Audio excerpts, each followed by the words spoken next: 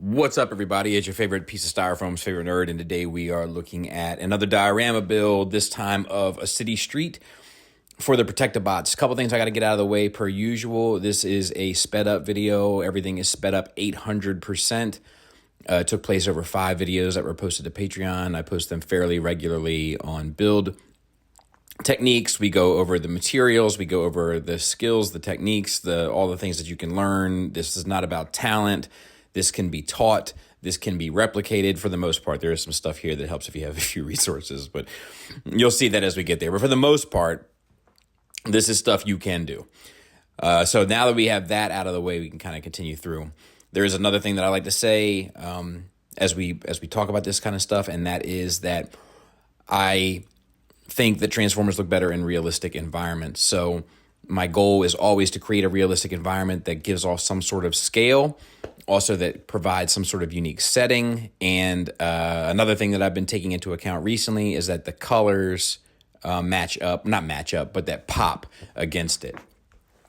So my thought here was I knew I needed a shelf for Protectobots. Thankfully, as MMC and XTB are producing a set, and I knew that my MMC set was going to be a bit larger, so I needed the shelf to be, of some size so that it could allow for them to sit in there. And I take all those sorts of things logistically into account before I get started. The next thing that I knew I wanted to do was I wanted to pay homage to the kind of rescue public services that the team represents, right?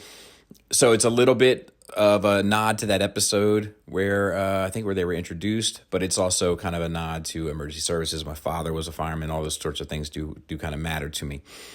So I knew that I was going to have 2 different buildings, and one was going to be a police station and one was going to be a fire station.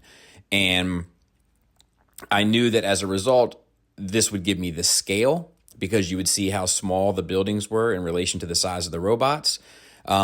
But it also meant that this is where a lot of the detail needed to pop because it didn't take up much space, but it needed to be there to kind of show like there's some real work going into this.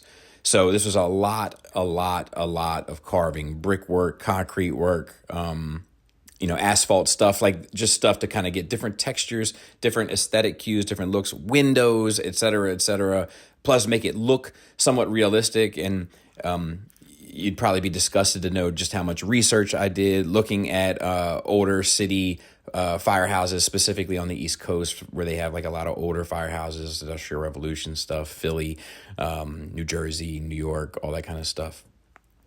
And I went to my buddy Chris, who's part of Nerd Rage Radio. You might recognize from the top 5 conversations, as well as Crashbox Customs, which does diorama work. And he has a tremendous skill set with this stuff, but he also has a laser, CNC router, all this sort of stuff that he has tools-wise at his disposal. And because I'm fortunate enough to consider him a friend and have him relatively close to me in proximity, I was able to utilize his tools, so to speak, in order to get my desired look, which was really just about getting the kind of badges for the fictional fire department and fictional police department, as well as some of the lettering and stuff.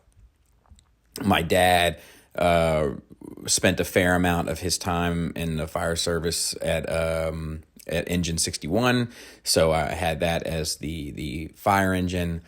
And then the police one, I don't really have any real connection to the police, so I just kind of went with something that had some other meaning to me. And we talk more about that on Patreon. So there's that. And then there's all sorts of Easter eggs in this stuff, but little stuff like the crosswalk. It's like finding little stuff that makes the scene pop that also is realistic. At this point here, kind of a lot of the hard work with the setting in terms of the kind of 3-dimensional stuff was done for me. So I just needed to paint it and kind of make it look good. Now, a lot of people say, like, if I had any talent, I would do this stuff. And, like, none of this takes any talent. And this all is about skill, and skills can be learned. You're never too old to learn a new skill. Some of it is about patience, and some of it is about a steady hand. So, like, a little tip that I don't think I've really given is, like, whenever I'm getting ready to do detailed line work, like cutting the bricks or painting some of the badges and stuff there, 80th precinct, that's because I was born in 1980.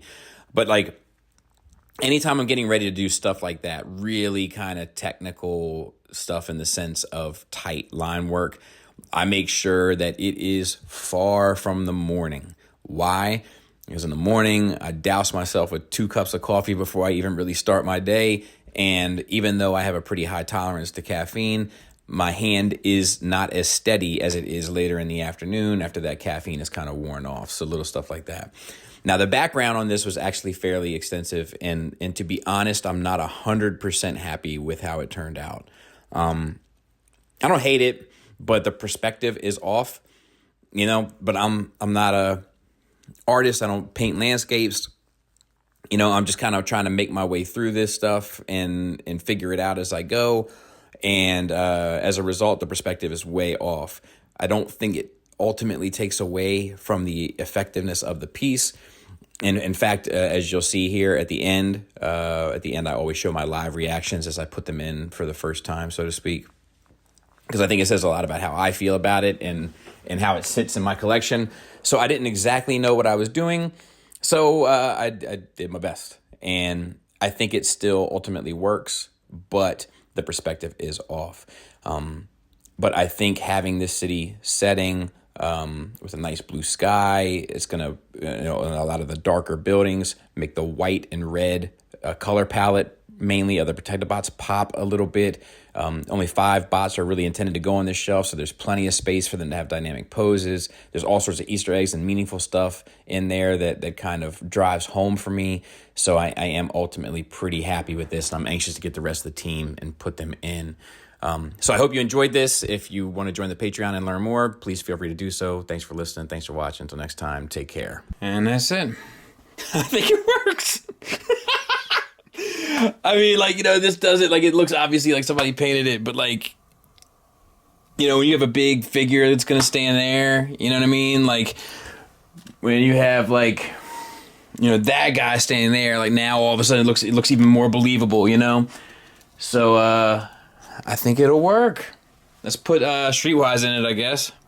So, not the most impressive finisher. But I think it's going to pan out, man. I think I'm going to be happy with that when it's all said and done. So, love to see it. And now this whole area is done. This whole double billy. It's all done, but we'll do another collection tour at some point and show that off. But yeah, pretty excited.